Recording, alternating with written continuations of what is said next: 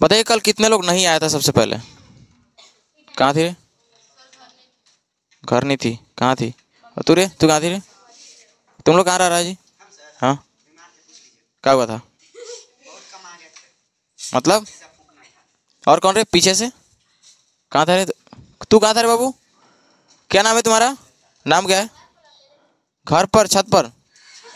कहाँ रहता है? कल क्या क्या पढ़ाए थे? कल वाला थोड़ा सा याद करिएगा ना। कल क्या पढ़ाए थे? सबसे पहले हल्ला किया तो देखिए, हल्ला करना, हल्ला नहीं, आवाज नहीं करना, ठीक है? आवाज नहीं करना। कल पढ़ाए थे सबसे पहला टॉपिक रासायनिक अभिक्रिया। अरे जो सिलेबस का है उसको देखो ना, क्या पढ़ाए थे? रासायनिक अभिक्रिया। पहला हो गया रासायनिक अभिक्रिया, ठीक है? इसके बाद और क्या बताए थे? एक बताए थे रासायनिक समीकरण। क्या बताए थे? रासायनिक समीकरण। और रासायनिक समीकरण के बाद बस कुछ इसी से रिलेटेड बेसिक्स बताए थे, ठीक है? और आज हम लोग के पढ़ना है, यहाँ देखो, संतुलित रासायनिक समीकरण। आज का टॉपिक है ना संतुलित रासायनिक समीकरण। समझ में आ गया? अब इसमें जो है कल एक कॉन्सेप्ट दिए थे आपको, द्रव्यमान संरक्षण का नियम। कितने लोगों को पता है? बताए थे किसी भी रासायनिक अभिक्रिया में, क्या बताए थे? किसी भी रासायनिक अभिक्रिया में द्रव्यमान का न तो निर्माण होता है और न ही उसका विनाश होता है। इसको लिखना है ना। यहाँ देखिए, इसी के अंतर्गत एक बहुत बड़ा टॉपिक आता है जिसको क्या बोलते हैं?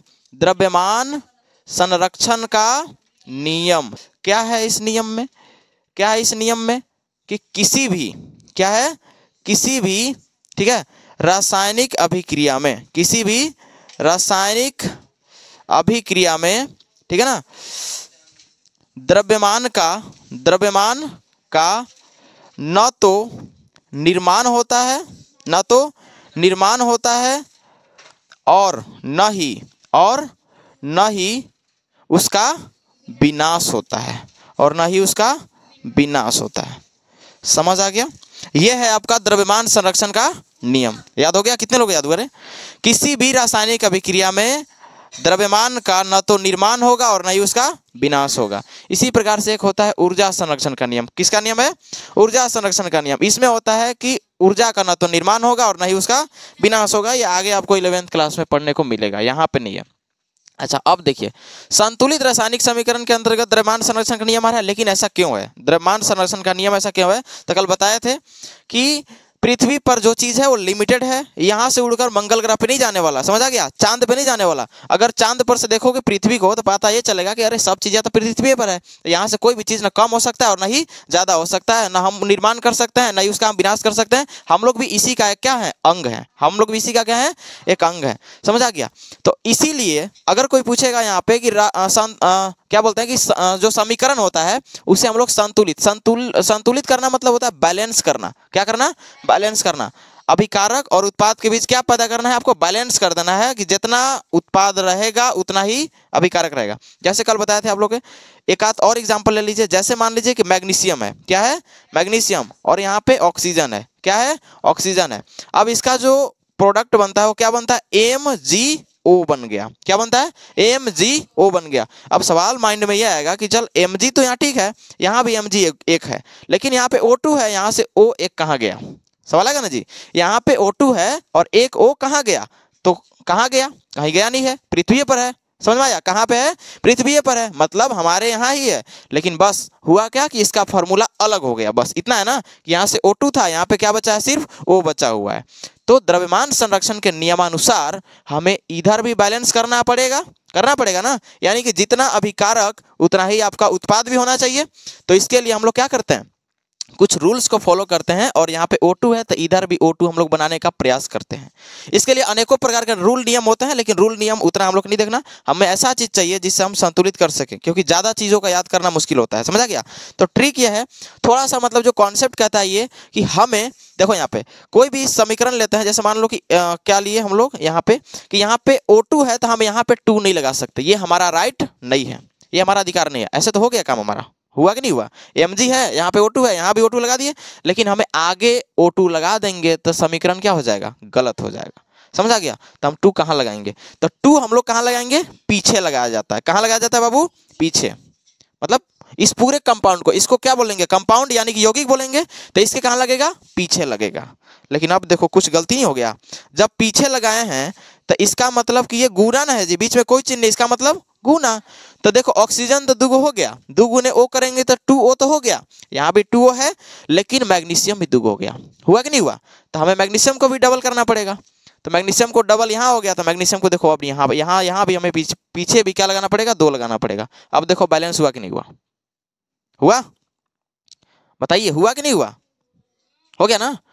2 mg हो गया और 2 हो गया, समझ आ गया। और यहाँ पे 2 mgO हो गया, दोनों तरफ मिलाइए। उत्पाद इधर है और इधर वाले को क्या बोलते हैं, अभिकर्मक बोलते हैं या अभिकारक बोलते हैं। 2 mg यहाँ भी और 2 mg यहाँ भी, O2 यहाँ भी और O2 यहाँ भी, हुआ कि नहीं हुआ। तो ये प्रक्रिया जो हम लोग कर रहे हैं किसके नियमानुसार कर रहे हैं, द्रव्यमान संरक्षण के नियमानुसार कर रहे हैं, समझ में आ गया। अब सवाल ये आता है कि रासायनिक समीकरण को संतुलित करना क्यों आवश्यक है। समझ में आ गया। ये सवाल पूछेगा 3 मार्क्स में मैट्रिक में। क्या पूछेगा कि रासायनिक समीकरण को संतुलित करना क्यों आवश्यक है। तो सुनिएगा ध्यान से जवाब इसका क्या होगा। किसी भी रासायनिक समीकरण को संतुलित करना आवश्यक है, क्यों, क्योंकि द्रव्यमान संरक्षण का नियम यह कहता है कि रासायनिक अभिक्रिया में द्रव्यमान का न तो निर्माण होगा और न ही उसका विनाश होगा। तो यहाँ पे हम विनाशे न कर दिए एक तरीके से, अगर इसे संतुलित न किया जाए तो देखो द्रव्यमान का विनाश हुआ कि नहीं हुआ, आखिर एक O गया तो गया कहाँ, समझ आ गया। इसीलिए समीकरण को संतुलित करना क्या है, आवश्यक है। एक आध और सवाल देते हैं, समझ में आ गया। तो चलो इसको बनाइए, H2 + O2, H2 + O2 मिला देंगे तो बन जाएगा मेरे पास H2O बन गया। देखो तो क्या ये संतुलित है, संतुलित मतलब दोनों ओर बराबर होना। और संतुलित माने बाइक होता है ना जी, बाइक चलाता है, अगर बैलेंस थोड़ा सा बिगड़ जाता है तो अनबैलेंस होकर गिर जाता है। तो क्या ये बैलेंस है या अनबैलेंस है, अनबैलेंस है। H2 यहाँ है बाबू, देख H2 यहाँ भी है, O2 है लेकिन यहाँ पे सिर्फ एक O है ना। तो इसका भी द्रव्यमान का क्षति हो गया यहाँ पे आने के बाद, तो इसको बैलेंस करना पड़ेगा ना दोनों ओर, समझ में आ गया। तो चलो देखो यहाँ पे H2 हमने यहाँ लगाया, H2 यहाँ भी है, O2 यहाँ है, तो क्या O2 यहाँ लगा देंगे H2O2, फिर तो गलत हो जाएगा हमारा। तो कहाँ लगाना है, हमें पीछे लगाना है। कहाँ लगाना है, पीछे। आंख मूंद के एकदम लगा दीजिए, समझ में आ गया इसके हिसाब से यहाँ पे। हाँ दिमाग लेकिन लगाना है, जब भी आप करिएगा थोड़ा सा रफ में कर लीजिएगा पीछे की ओर, ठीक है ना। ये आपका जो रफ कॉपी होगा पहले रफ में कर लीजिएगा, इसके बाद नोट में आराम से उतार लीजिएगा। अभी तो हम ऐसे ही बता दे रहे हैं, समझ आ गया। तो यहाँ पे H2 और यहाँ भी H2, यहाँ पे O और यहाँ पे देखो ऑक्सीजन डबल डबल हो चुका है, हुआ कि नहीं हुआ, H2 लेकिन ऑक्सीजन भी हो गया O2, लेकिन एक गड़बड़ है। देख यहाँ देख, हाइड्रोजन तो ऑलरेडी 2 था, 2 से गुना कर दिया, कितना हाइड्रोजन हो गया 4, यहाँ पे कितना है 2, क्या यहाँ भी 2 लगा दें, अब काम नहीं बन गया, बैलेंस हुआ कि नहीं हुआ। यहाँ पे हो गया, यहाँ भी 2 और यहाँ 4, देखिए यहाँ 4 और यहाँ पे 2, हुआ कि नहीं हुआ।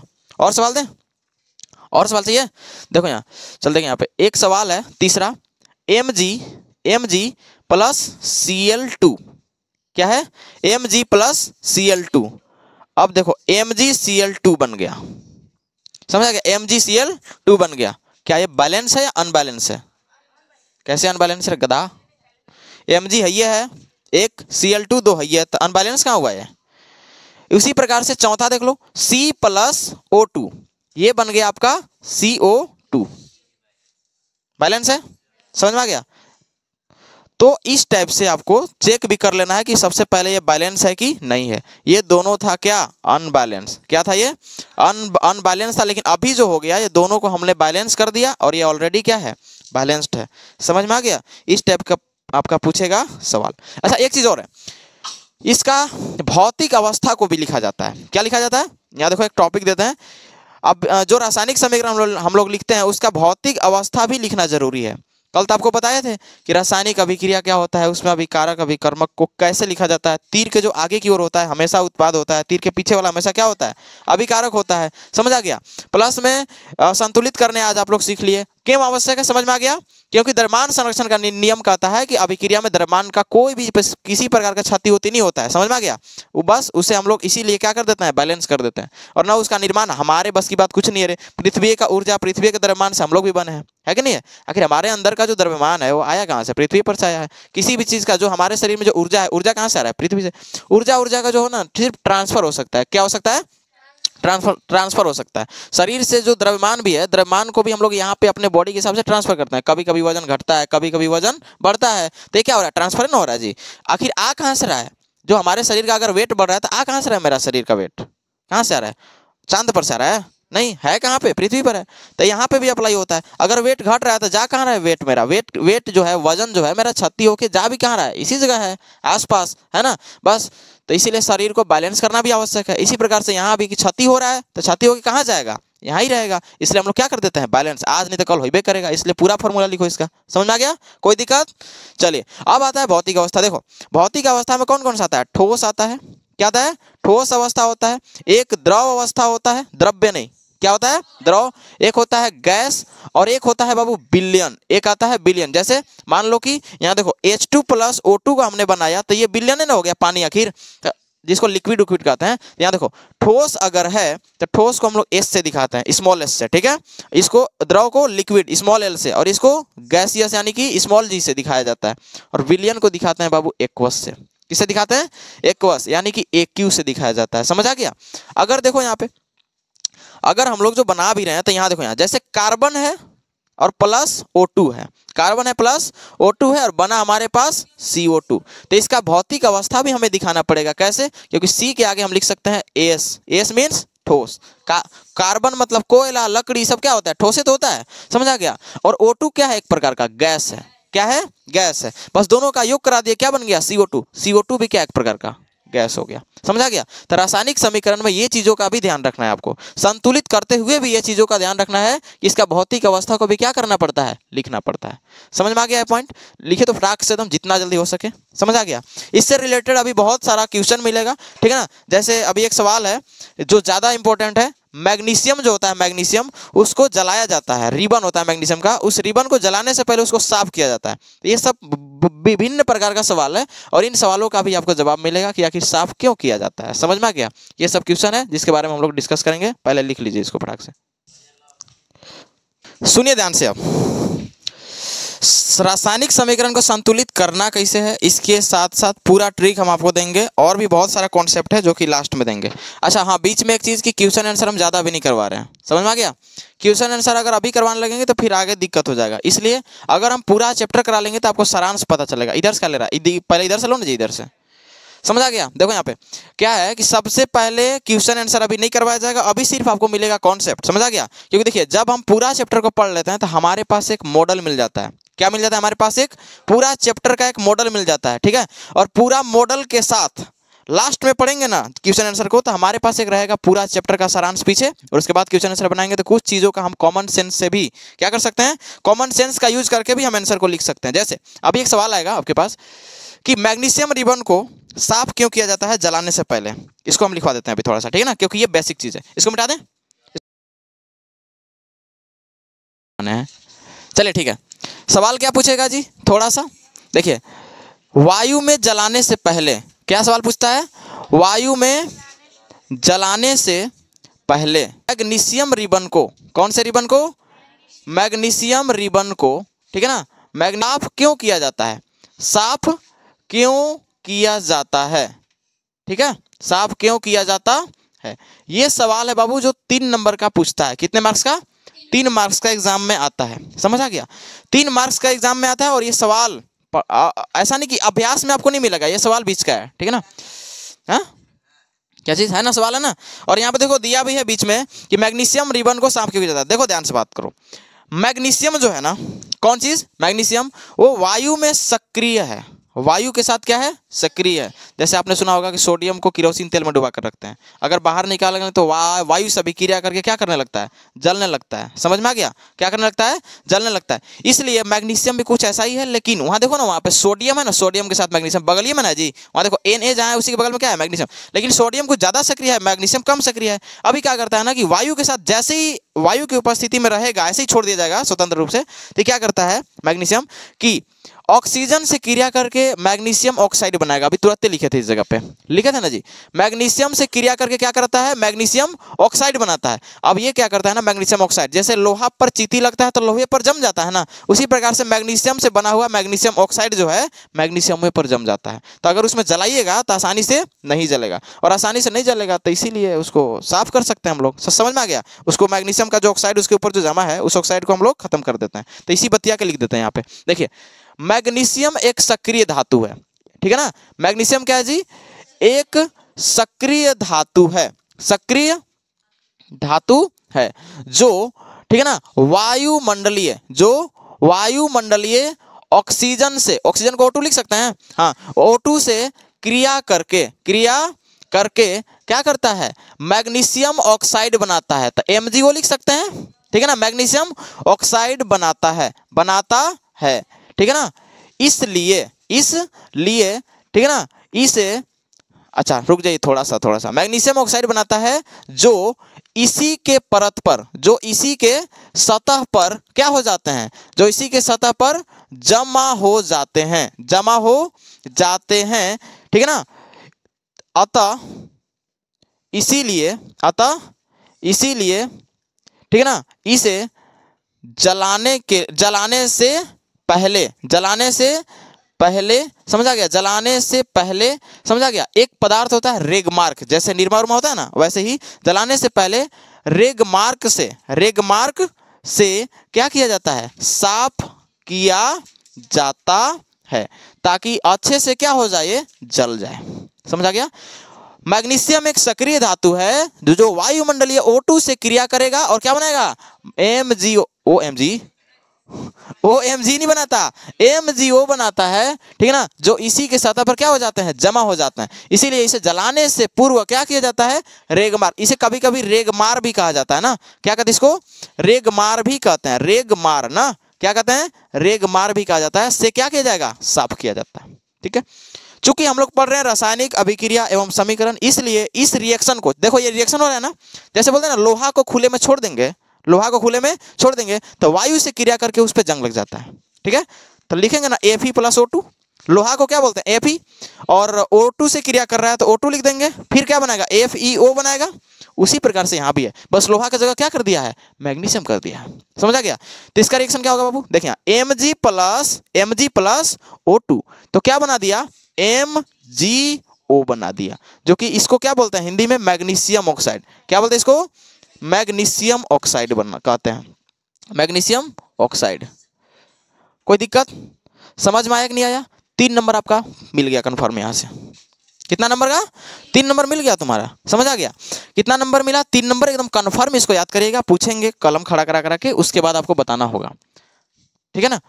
उसी प्रकार से है जिस प्रकार से लोहा में ऐसा क्रिया होता है। अब कोई बोलेगा कि लोहा में जंग लगता है, ठीक है ना, इसका क्या प्रक्रिया है, तो इसे बोल देना कि ये भी सक्रिय धातु है, लोहा सक्रिय धातु है ना जी, जो वायुमंडलीय ऑक्सीजन से, नमी से, ये सब क्रिया करके जो अपने ऊपर एक धात्विक ऑक्साइड बना लेता है या फेरिक ऑक्साइड बना लेता है, क्योंकि लोहा है तो लोहा को फेरस कहते हैं, या फेरस ऑक्साइड बना लेता है। तो क्या होगा कि फेरस ऑक्साइड उसी के सतह पर जम जाता है, उसी के सतह पर जमता है ना, इससे लोहा का क्षरण होने लगता है। इसीलिए उसको पेंट करने से पहले हम लोग क्या कर लेते हैं, चीतिया को छोड़ा लेते हैं।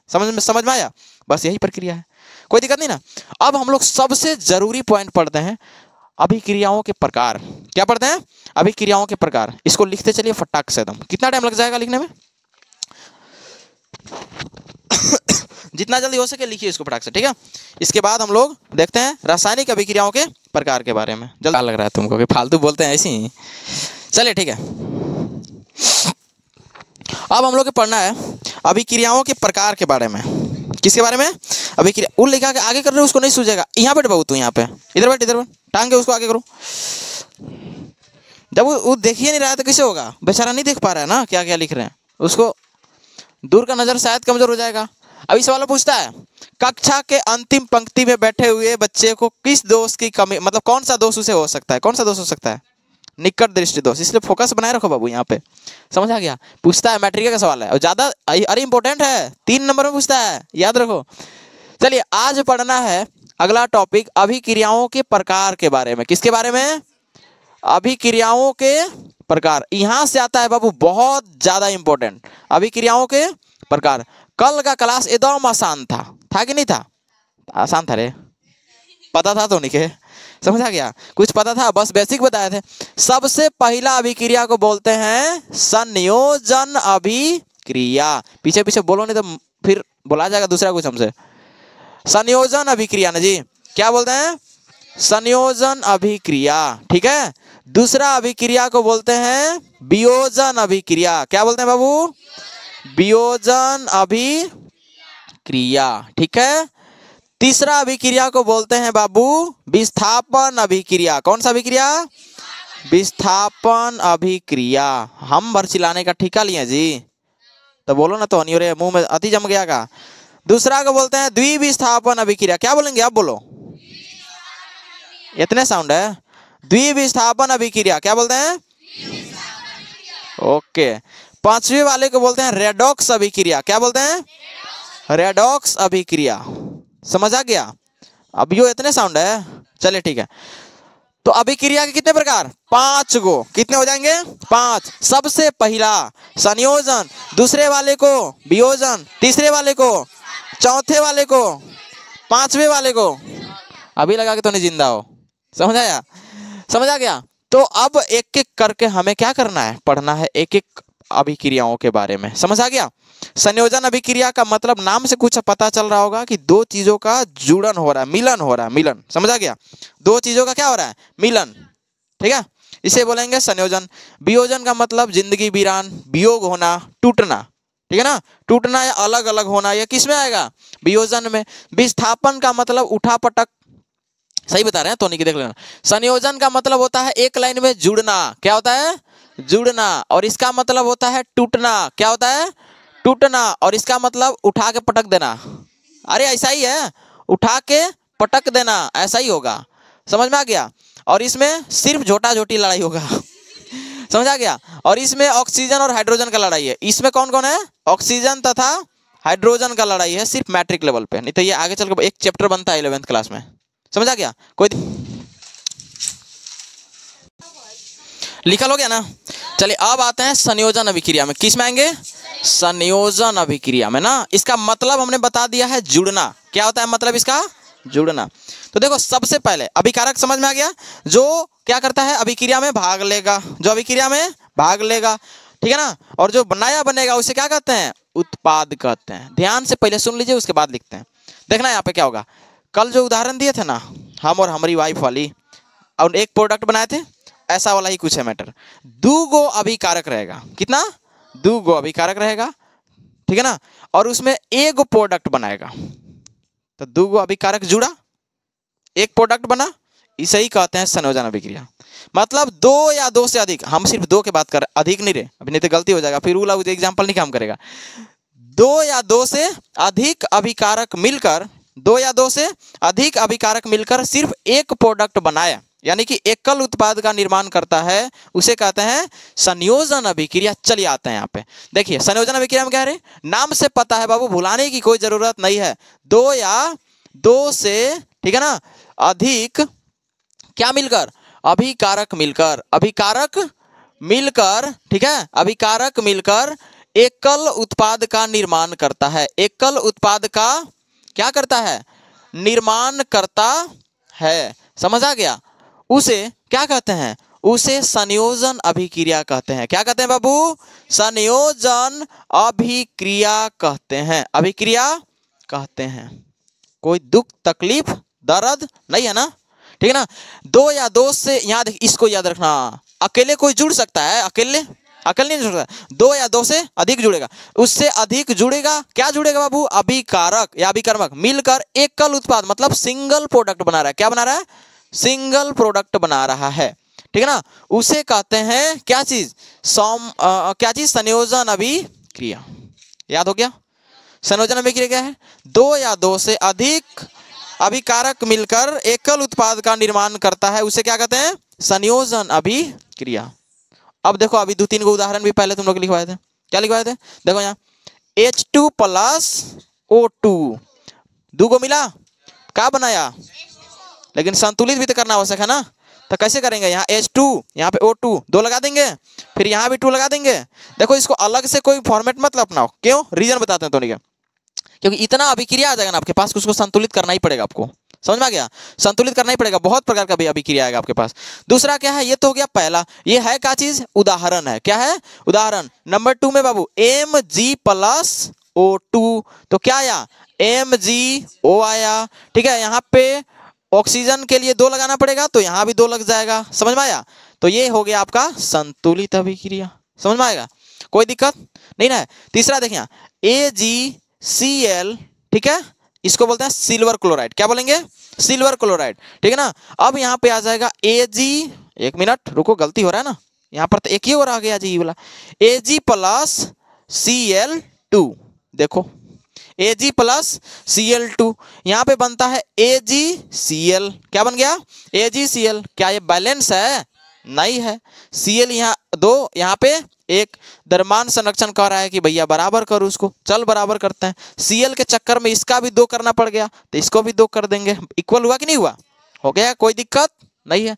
तो इसे ही कहते हैं क्या चीज, संयोजन अभिक्रिया, समझ आ गया, इसे ही कहते हैं संयोजन अभिक्रिया। कोई दिक्कत, मिटाया जाए बिना लिखे, तो लिखो जल्दी, ठीक है।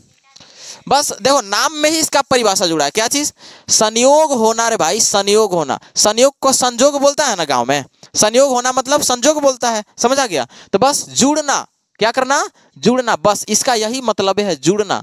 तो कै गो जुड़ेगा, 2 गो, बनेगा कितना, 1 गो, 2 भी जुड़ सकता है, 3 भी, 4 भी, लेकिन बनेगा कितना, 1, बस इतना याद रखिएगा, उसे ही कहते हैं संयोजन अभिक्रिया। चलिए फास्ट लिखिए, दो तू क्या हिल रहा रे, इतने में हमारा हो जाएगा। चलिए अगला आता है मेरे पास क्या चीज, वियोजन अभिक्रिया। क्या आता है, वियोजन, वियोजन अभिक्रिया, क्या आएगा, वियोजन अभिक्रिया। देखो रे बाबू, वियोजन को बोलते हैं अपघटन अभिक्रिया भी, क्या बोलते हैं, अपघटन अभिक्रिया भी इसी को कहते हैं, समझ आ गया। या तो वियोजन पूछेगा या तो अपघटन पूछेगा, दोनों का बात क्या है, बराबर है, समझ में आया, समझ में आया। देखा ये एब्सेंट हो गया ना, हाँ नहीं आया है, दिखा के कह रहे हैं कि एब्सेंट हो गया, गलत ना बात है जी। देखिए अभी एक काम करते हैं टॉनिक, जैसे अभी क्या हुआ कि H2 और O2, देखिए यहाँ पे एग्जांपल, देखिए एग्जांपल यहाँ पे H2 और O2 सलाह किया, दोनों H2 आया गैस है, O2 भी क्या है बेचारा, गैस है, दोनों सलाह किया कि काम करते हैं हम लोग, दोस्ती करते हैं और एकदम बेस्ट फ्रेंड बनते हैं। क्या बनते हैं, बेस्ट फ्रेंड, और ऐसा बेस्ट फ्रेंड बनते हैं कि कभी मरत मरत तक हम लोग का दोस्ती खत्म नहीं होगा, ऐसा कुछ वादा किया। कौन कौन, H2 और O2। तो बेस्ट फ्रेंड बनेगा तो जुड़ेगा भाई आपस में बढ़िया से, एक के साथ खाएगा, एक कौरी खिलाएगा, एक कौरू खिलाएगा, ऐसा कुछ बन गया बेचारा H2O, ठीक है, H2O बन गया। दोनों कुंवार था, H2 भी कुंवार था और O2 भी कुंवार था, ठीक है ना। अब कुंवारे कुंवारे वाला दोस्ती बड़ी तगड़ा वाला होता है, याद रखना। शादी के बाद जो दोस्ती होता है ना, वो दोस्ती बढ़िया नहीं रहता है, कितना बड़का वादा किया खेल खत्म। लेकिन अभी कुंवार टाइम में जो दोस्ती होता है, अरे मत कहो, इतना बढ़िया दोस्ती में प्यार रहता है कि उतना मेहरारू से प्यार नहीं करता आदमी, सही बता रहे हैं, रियल, समझ आ गया। अब दोनों कुंवार था, दोनों का उम्र हुआ शादी करने का, सुनना रे पहले, दोनों का उम्र हुआ शादी ब्याह करने का, ब्याह हो गया दोनों का, ठीक है ना। जब ये कुंवार था, ये देख, ये कब का है, कुंवार का, ऐसे लिखा था रे, कुंवार का। अब ये बेचारन दोनों का हो गया शादी, या दोनों का मन हो गया शादी करने का। तो शादी करने से पहले शादी लगता है तब बतियाया जाता है, दिन दिन भर रात रात भर, भले तबीयत खराब हो जाए। अब क्या किया कि H2 कह रहा है कि हमारे वाली के फोन आ रहा है, O2 कह रहा है कि हमारे वाली के फोन कर रहा है। फिर पता ही चल रहा है कि दोनों का दोस्ती में थोड़ा थोड़ा अंतर आने लगा, समझ आ गया, हल्का हल्का डराने लगा। फिर कह रहा है कि जो भाड़ में गलो दोस्ती, समझ आ गया, हम अलग हो जा रहे हैं, तुम भी अलग हो जाओ। क्योंकि बॉन्ड बहुत तगड़ा वाला था, इसलिए अलग होना बड़ा मुश्किल था। लेकिन एक दिन फाइनली डिसीजन ये होता है कि H2O जो था, दोनों का दोस्ती को H2O कह रहा है कि बेटा हमको अलग कर दो, तुम भी अलग हो जाओ। तो नर एक बात बताओ, H2O को अलग करना इतना आसान है नहीं ना है। तो बोलेगा कि इतना बड़ा दोस्ती कैसे अलग किया जाए, तो इसमें डालेगा कि एक काम कर, नहीं अलग हो रहा है तो हमारा मुआ दे, हमारा डाल दे एकरा में विद्युत। क्या डाल दो? विद्युत। विद्युत मतलब करेंट, इलेक्ट्रिक करंट। अब कहेगा कि H2 अलग जैसे जैसे थे वैसी वैसी हो जाना। देखिए यहाँ उल्टा हुआ कि नहीं हुआ? अच्छी था ना? 2H2O हमें नहीं लेना, हमें क्या करना है H2O और O2। अनबैलेंस भी हो गया थोड़ा सा, अब दोस्ती अलग होगा तो अनबैलेंस तो ही करेगा, फिर से बैलेंस करना पड़ेगा। ये रोना गाना नहीं है रे भाई, खाली दोस्ती बड़ा अलग हुआ है, बाकी कुछ नहीं। यहाँ O2 है तो यहाँ भी तो O2 करना पड़ेगा। देख हाइड्रोजन कितना फिर उतना हो गया, देख अब बराबर हुआ कि नहीं हुआ जी? इसी को कहते हैं वियोजन अभिक्रिया। मतलब इतना बड़ा मत लिखना, एक स्टोरी के माध्यम से समझा आपको, समझा गया? जब इसमें दो या दो से अधिक अभिकारक जुड़ा और सिंगल चीज बनाया, यहाँ पे अलग है, यहाँ पे जुड़ा, तभी बताया था ना वियोजन में टूटता है, अलग होता है। तो जब यहाँ दो या दो से अधिक चीज जुड़ा तो एक पदार्थ बना, यहाँ पे एक चीज टूटेगा और दो पदार्थ उत्पाद बनाएगा। समझ आ गया? यहाँ पे एक के प्रोडक्ट रहेगा जो कि इसको अभिकारक के रूप में हम लोग देखेंगे, एक के अभिकारक टूटेगा, तो टूटना को बोलते हैं ना वियोजन अभिक्रिया। ये टूटकर दो या दो से अधिक अभिकारक उत्पाद बनाएगा। समझ आ गया? कोई दिक्कत? जब दो या दो से अधिक अभिकारक मिलकर एकल उत्पाद बनाता है तो उसे कहते हैं संयोजन, और जब एकल अभिकारक टूटकर दो या दो से अधिक उत्पाद बनाता है तो उसे कहते हैं वियोजन अभिक्रिया। उल्टा हुआ कि नहीं? एक दूसरे का उल्टा हुआ ना। यहाँ पे जुड़ रहा है उतने चीजिया और यहाँ पे उतने चीजिया, नया बन रहा है और टूट एक चीज रहा है। समझ में आया? कोई दिक्कत नहीं है? अब इसको लिखवा दिया जाए। और इसी से रिलेटेड एक सवाल पूछता है, पहले तो संयोजन के बारे में पूछेगा, फिर वियोजन पूछेगा, और सवाल ये पूछता है कि बताइए वियोजन अभिक्रिया को संयोजन के विपरीत क्यों कहा जाता है? विपरीत का मतलब उल्टा। वियोजन अभिक्रिया को संयोजन के विपरीत क्यों कहा जाता है, या संयोजन अभिक्रिया को वियोजन के विपरीत क्यों कहा जाता है? कुछ करना नहीं है, बड़ा ही सिंपल है। 3 नंबर में ये भी पूछता है, ठीक है ना? चूहा को भी क्लास लेना पड़ेगा करे, ठीक है ना? तो एक दूसरे का उल्टा ये दोनों है ना, एक दूसरे क्या है? उल्टा, इसीलिए अभी सामने इसे हम इरेज नहीं किए हैं। चलिए इसको लिखवाया जाए। चलिए ठीक है। और इसमें 3 एग्जाम्पल आएगा, बहुत ज्यादा इंपॉर्टेंट होता है, ठीक है? देखो यहाँ पे, यहाँ देखो, जब एकल अभिकारक, क्या चीज? एकल अभिकारक, ठीक है, टूट कर या सीधे टूट कर, ठीक है ना, दो या दो से अधिक नए उत्पाद का निर्माण करते हैं। क्या करते हैं बाबू? निर्माण करते हैं, ठीक है? उसे क्या कहते हैं? उसे हम वियोजन अभिक्रिया कहते हैं। उसे हम क्या कहते हैं? वियोजन अभिक्रिया। वियोजन अभिक्रिया कहते। सिंपल, आसान है, कोई दिक्कत नहीं ना? सेम डिफिनेशन है, थोड़ा सा अंतर है। यहाँ पे दो या दो से अधिक अभिकारक है, ये क्या है? अभिकारक। लेकिन यहाँ दो या दो से अधिक क्या बन रहा है? नया उत्पाद बन रहा है, लेकिन अभिकारक कितना? एकल। देख रहे हैं यहाँ दो या दो से अधिक अभिकारक, लेकिन यहाँ पे एकल अभिकारक है कि नहीं है? सिंपल। यहाँ पे एकल उत्पाद, लेकिन यहाँ पे दो या दो से अधिक उत्पाद बन रहा है। उल्टा हुआ एक दूसरे का, जस्ट उल्टा लिखा जाएगा। चलिए उदाहरण देख लीजिए, थोड़ा सा यहाँ पे क्या देख लीजिए, उदाहरण देख लीजिए, सिंपल सा, इसी के बारे में दिखवाते हैं। अभी जो लिखे थे ना आपके पास, H2O है, H2O है, और इसमें आपको क्या देना? इसको याद रखना, विद्युत। क्या देना है बाबू? विद्युत दे देना है, ठीक है? क्या देना है? विद्युत। जब जैसे ही, अच्छा देखना ना, पानी में करंट कोई नहीं डालता, गलती से भी डाल देगा तो, क्योंकि इतना बड़ा दोस्ती था, तोड़ने में हाइड्रोजन अलग ऑक्सीजन अलग हो जाएगा पूरी तरीके से। समझ आ गया? तो यहाँ देखिए क्या बन जाएगा? H2 + O2, लेकिन संतुलित करना पड़ेगा ना, तो यहाँ पे 2 लगाएंगे तो यहाँ भी 2 लगाना पड़ेगा। समझ आ गया?